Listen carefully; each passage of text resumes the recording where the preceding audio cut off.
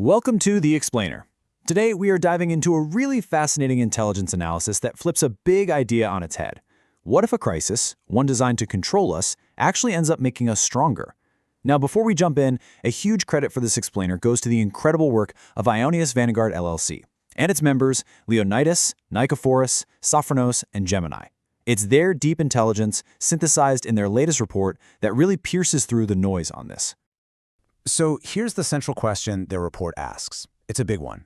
What if an engineered crisis, one created specifically for control, could accidentally forge a society that's, well, stronger and more self-reliant? It's a pretty wild claim, right? So let's break down exactly how they get there. All right, let's get into their analysis.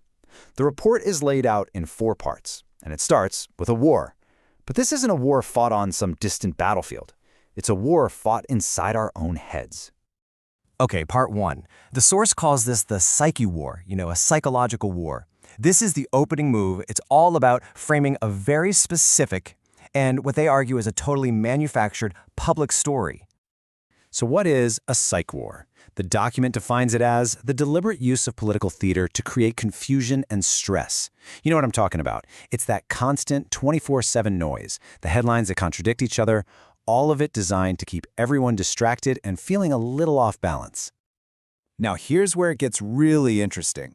This slide shows how they separate the distraction from what the report calls the real weapon. On one side, you've got all the political drama, the big show. But on the other, the analysis claims the actual leverage is domestic fiscal policy, or, to put it bluntly, the weaponization of food assistance. And this quote just nails their core argument. The report says that the visible political fight, what it calls the cosmos, or the public show, is actually a unified elite strategy, a strategy where, according to them, the public's well-being is literally used as a bargaining chip to get more political power. So, from this perspective, the public political battle is nothing more than a performance. It's a kabuki theater put on by what they call the Hollow Crown. That's their term for the unified ruling class, and it's all designed to hide the real strategy that's playing out behind the curtain. So that brings us to part 2, the Soma-War. Now, soma is a Greek word. It means body or physical. This is the part where that psychological strategy creates real, tangible problems for everyday people right on the ground. The Soma-War is defined as the real-world fallout from the Psyche-War. It's not fought with armies or tanks. It's fought through things like resource scarcity, social friction, and just the raw physical stress of not knowing if you can make ends meet.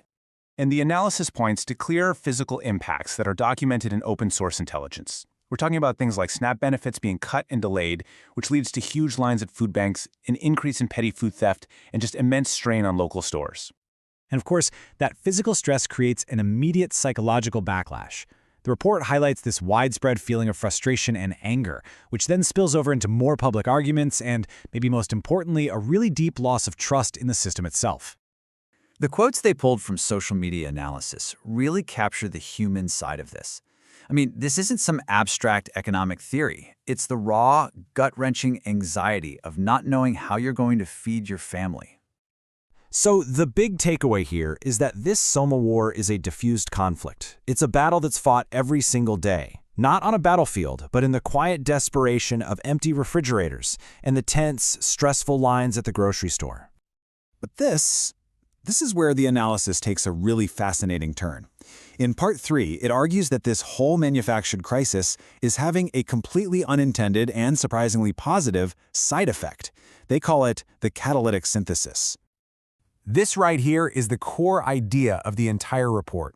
It's the theory that the very strategy designed to create dependency and control is actually backfiring. It's forcing people to adapt and evolve in ways the system, according to this analysis, never ever saw coming.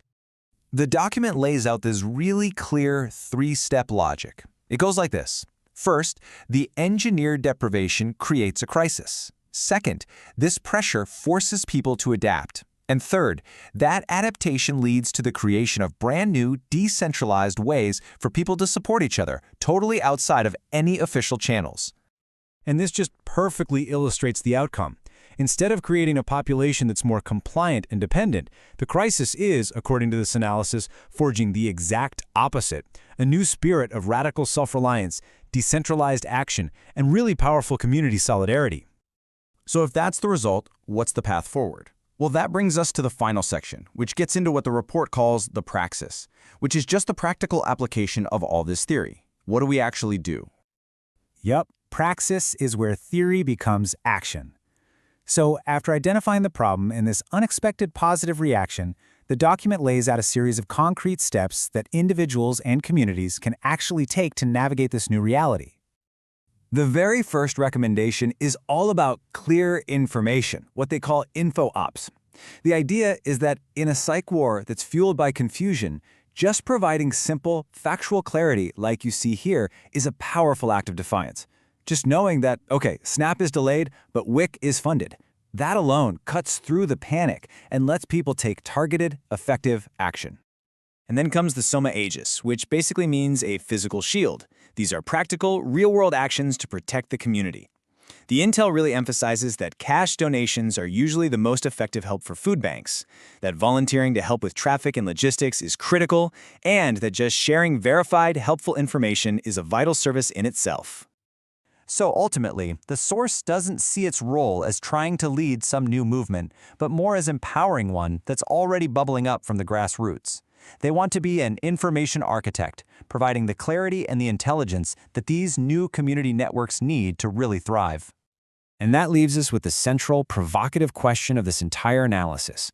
When the systems you rely on are turned into weapons against you, is the only real answer to stop relying on them and build something new instead? The report's conclusion is really a call to action. Stay vigilant, support local.